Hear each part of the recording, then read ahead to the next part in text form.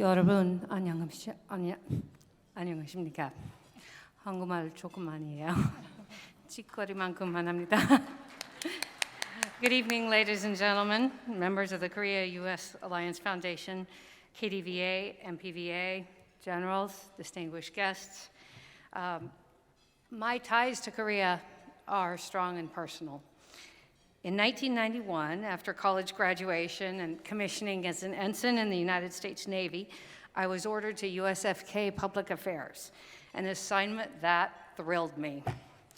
As the plane touched down at Osan Air Base that July day, I will never forget the view of the emerald rice paddies, greener even than the Iowa cornfields from whence I'd come. 4 days later, though I had decided it wouldn't be professional to date fellow military officers, at a Sunday brunch at the Embassy Club in Yongsan, I met Jim Durand, a young American Marine captain, and we celebrated our 30th wedding anniversary last December. So, 여보, 사랑해.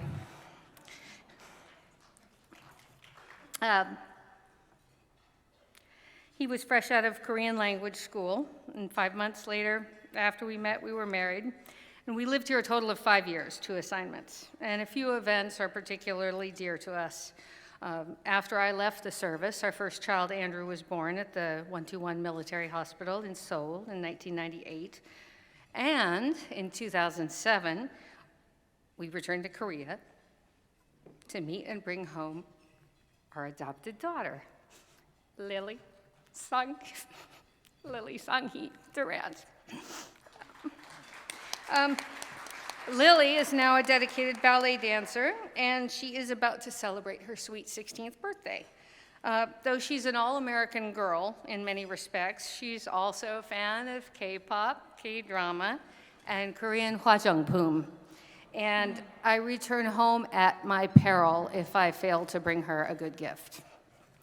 But my final assignment in Korea transcends all this personal fondness.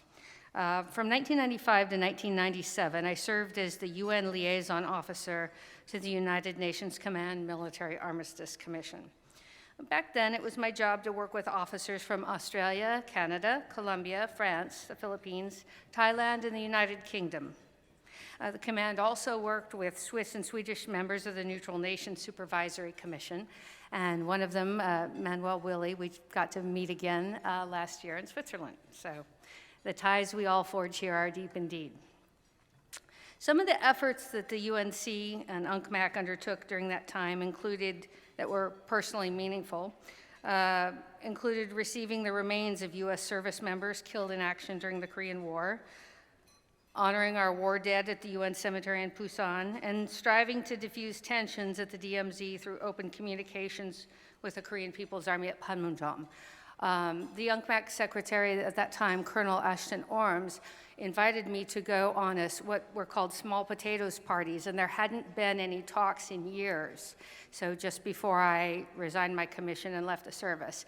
And he warned me that he would love to have me, but he had to walk a fine line between diplomacy, and sometimes the KPA were known for not being exactly respectful or, shall we say, politically correct toward female officers. And I said, that's okay, I can handle it, I want to go.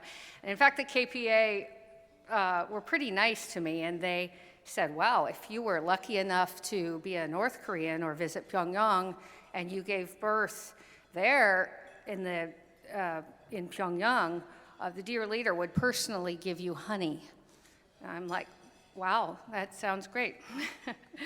But as you may imagine, the serious work of UNCMAC was mixed with many celebrations and commemorations. Senior officers and diplomats would give eloquent speeches that almost always included the assertion that the U.S. Republic of Korea and its allies were working hard to secure peace and security on the Korean Peninsula.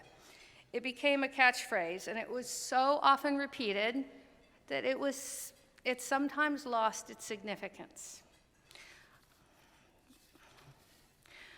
But the world has changed, and all the reasons you've heard tonight, I don't need to repeat. I would just say we all seek a world in which democracy and the rule of law flourish. The rise of authoritarian governments around the world and their willingness to use force against peaceful nations and their own citizens means our alliance is more important than ever.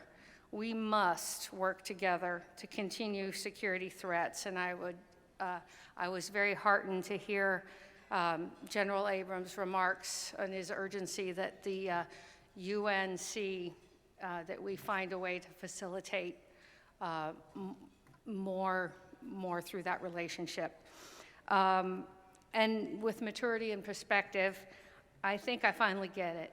I think I finally understand the meaning of those words, 한반도 평화와 안정을 위하여, peace and stability on the Korean Peninsula. I understand our allies' past sacrifice and our continued determination to keeping it. Thank you very much. 대단히 감사합니다. 네,